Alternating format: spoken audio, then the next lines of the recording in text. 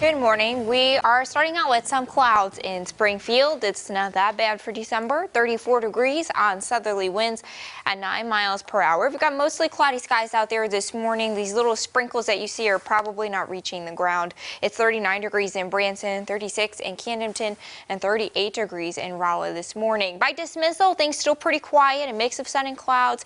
Temperatures at 53 degrees. So again, a nice, not bad December day. Temperatures in the lower 50s. A cold front comes through tonight, maybe with some light rain showers and temperatures in the middle 30s. North and west winds kick tomorrow, and that will put temperatures colder in the upper 30s and lower 40s, and then we increase the clouds going into Sunday. So that means the Christmas parade should be fine. We'll have temperatures just feeling a little bit colder in the 40s on north and west winds and a mix of sun and clouds. That parade is in downtown Springfield. By Sunday, we're looking at rain transitioning to a mix with those temperatures flirting with freezing, especially on the overnights. We're looking at mostly a cold rain to a wintry mix for a lot of the area. We could maybe see some snow up in central Missouri. If we get about 1 to 2 inches of snow, that's where it would be. Clinton and Lake of the Ozarks, probably not looking at much or any snow in the Springfield area. With us spending more time as a cold rain or a mix, we're probably looking at more likely a little bit of a glaze of ice possible, especially on bridges and overpasses, and then not much as you go farther south. So again, we're expecting a light rain to a mix developing. We could get some snow on the overnights as things get colder. Small differences in temperature still mean big differences in the change of those totals, so you want to stay up to date on the forecast. Joe, Lauren. New this morning, UPS estimates more than 30 million packages per day will be shipped across the U.S. during this holiday season. And the ones that end up on front porches often disappear. That's why Color 10's Nyjah McDonald met with local law enforcement and joins us this morning to share ways you can outsmart porch pirates. Nyjah. Good morning, Lauren and Joe. Did you know roughly 36% of people report having a package stolen at least once? Well, Justin Warnaw with the Republic Police Department says prevention is key, especially as package deliveries become more and more common. Warnaw says surveillance cameras like Ring can be helpful. However, a thief might still be able to get away with your packages. Warnaw shares other ways to keep your items safe. If you're worried about it at night, make sure that your house is well lit, and that goes for any crime, because for some reason a thief's afraid of lights. So you can try to do that. You can get camera systems, and then just like I've been preaching, is just make sure that you're in a good community of neighbors and try to keep up and try to be as best help you can to each other. Well, Warnaw says if you do become a victim of a crime like theft, to report it to your local police department. Now, if you're interested in learning more ways to outsmart porch pirates, head over to our website at ozarksfirst.com and look for my story called How to Prevent Porch Piracy for the Holiday Season. Joe? All right, thank you, Nyjah. And if it's not packages, cards are often sent through the mail this time of year with gifts inside of there, whether that's cash, checks, or even gift cards. One bank in the Ozarks, though, says to be careful of how you send those gifts through. Arvest Bank is warning its customers that one of the worst things you could do is send cash in the mail, and giving it electronically is more efficient. You can do that by using an app or even email.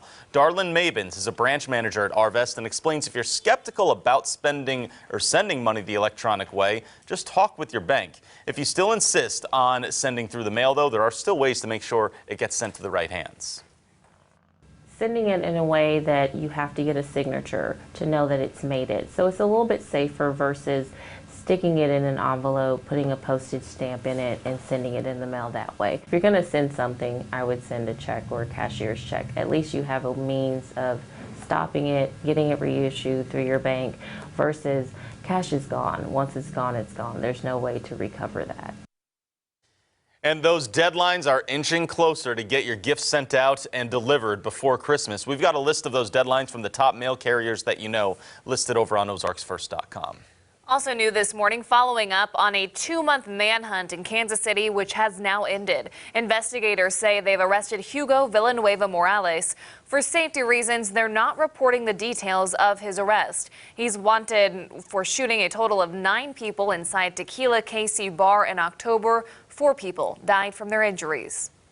And a story with your right to know this morning. A Springfield man charged with murder has pleaded guilty in court. Brandon Johnson was charged with second-degree murder and armed criminal action back in November of 2017. Police say he killed his half-brother, Danny Dayton. He'll be sentenced on January 6th. The Missouri State University Board of Governors has approved the first step of the Ideas Commons project. Now, MSU President Cliff Smart tweeted out yesterday the board accepted a letter of intent with the Vicino Group. Our past reporting shows the plan is to expand the Jordan Valley Innovation Center and connect it to a multi-purpose complex with office space across the street, as well as adding more parking. The hope is to attract new companies to downtown. We don't have all the details quite yet, including the cost.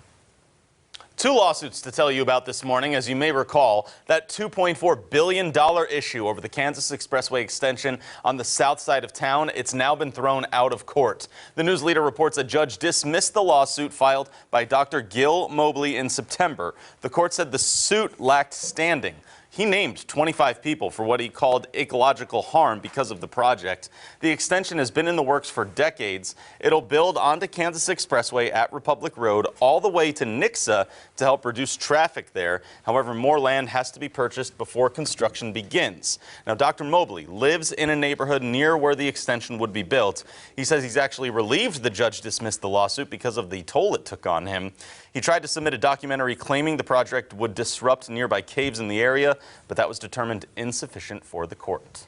The second lawsuit, the former principal of Hillcrest High School is suing Springfield Public Schools. 61-year-old Gary Moore claims he was targeted for removal because of his age. The news leader also reports Moore was given positive reviews until 2018. The lawsuit claims in the next school year, Moore's supervisors alleged he lacked enthusiasm, commitment, and trust in Superintendent John Jungman. Moore says younger principals were never subjected to comments about enthusiasm. Another issue in the suit, Moore says he was told to improve graduation and attendance rates if he wanted to keep his job. Months later, his contract was not renewed. Moore wants $25 grand in damages for lost wages and career opportunities. SPS has responded to the lawsuit. Top officials strongly deny all of these claims and believe the district acted appropriately. We have a traffic alert for drivers along Highway 65 near Branson. Starting Monday, MoDOT crews will begin bridge repairs at Bear Creek just north of Branson on Highway 65. One southbound lane will have to be closed during the repairs, which should be finished by December 27th. MoDOT says slowdowns and backups are possible in that area throughout the closure. Top Google trend to let you know about this morning. A big election happening in the UK. Boris Johnson has been announced the winner. You're right. He took over when Theresa May stepped down.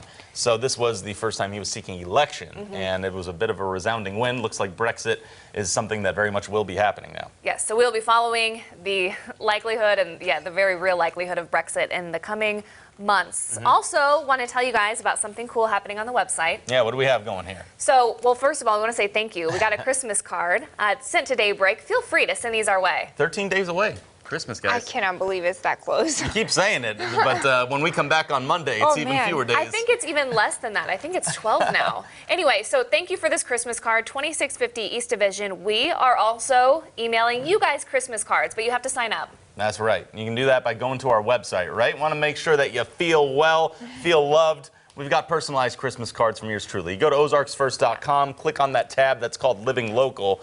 Go to contests and events. Look at that. Scroll on down. That's not our Christmas card picture. No. That's a surprise. It's way better. Yeah. It's a surprise for you, all right? Click on the link. All you have to do is type in your email address. We'll wish you a happy Christmas, for sure. Yep. Send those our way, and it will start to feel like Christmas this weekend. Yeah, today not bad. 53 degrees by dismissal with a couple of clouds. Still quiet, just colder tomorrow. Then a rain to mix Sunday and into Monday. Stay tuned to the latest forecast. All right, everyone. Thanks for watching this morning. Have yourself a great weekend.